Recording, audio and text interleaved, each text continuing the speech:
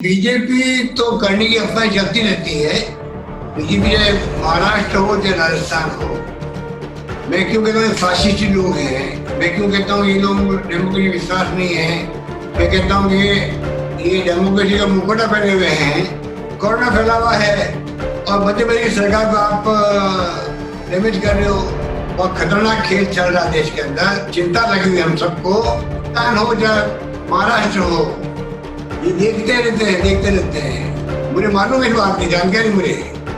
सत्ता पर डेमोक्रेसी में होता है कि क्या, जिस प्रकार इन्होंने कर्नाटक में किया तो पता नहीं शिंदे के नाम कितने लोगों को तोड़ा होगा, कोई नहीं सोच सकता है।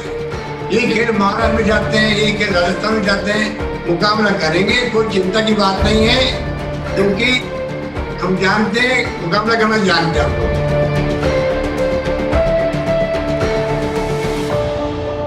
नमस्ते, मैं छवि अवस्थी और आप देख रहे हैं द एंगल। मध्य प्रदेश में ज्योतिरादित्य सिंधिया के बीजेपी में शामिल होने के बाद और कमलनाथ सरकार के गिरने के बाद से लगातार कयास लगते रहे हैं कि राजस्थान की सरकार पर भी बीजेपी की निगाह है।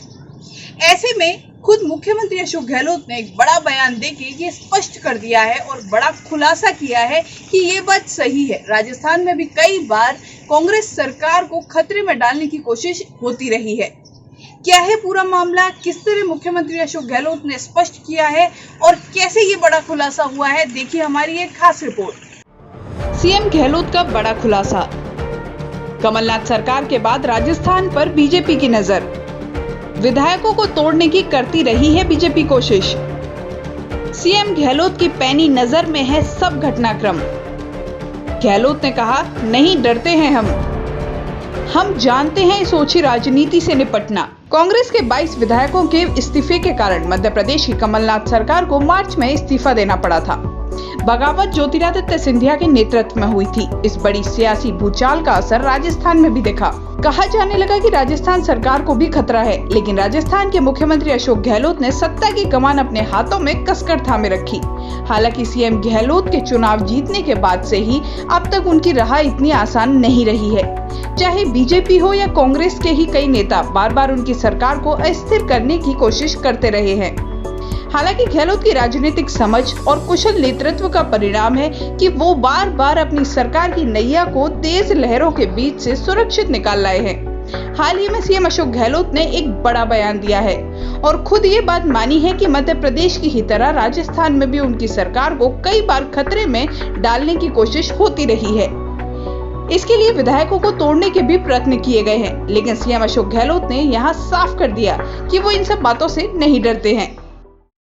बीजेपी तो करने की अफवाह चलती रहती है।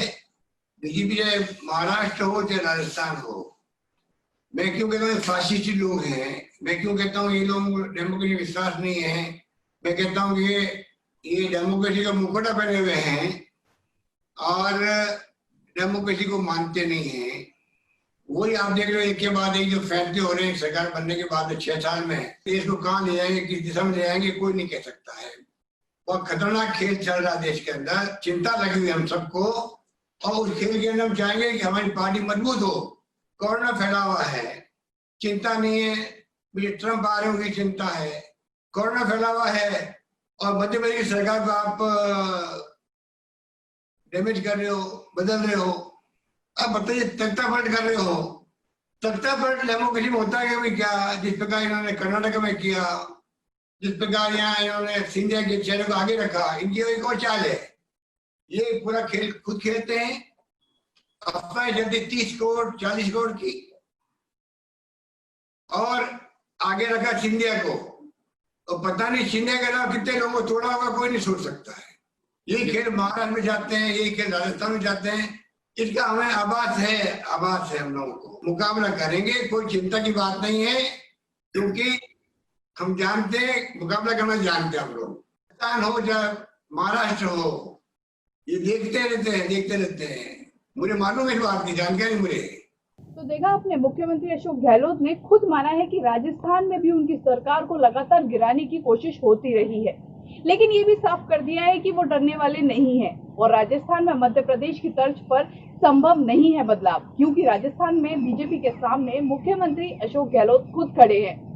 अगर आपको हमारी ये रिपोर्ट पसंद आई है तो द एंगल को सब्सक्राइब करना ना भूलें। इसी तरह की खबरें देखते रहिए द एंगल पर। नमस्कार।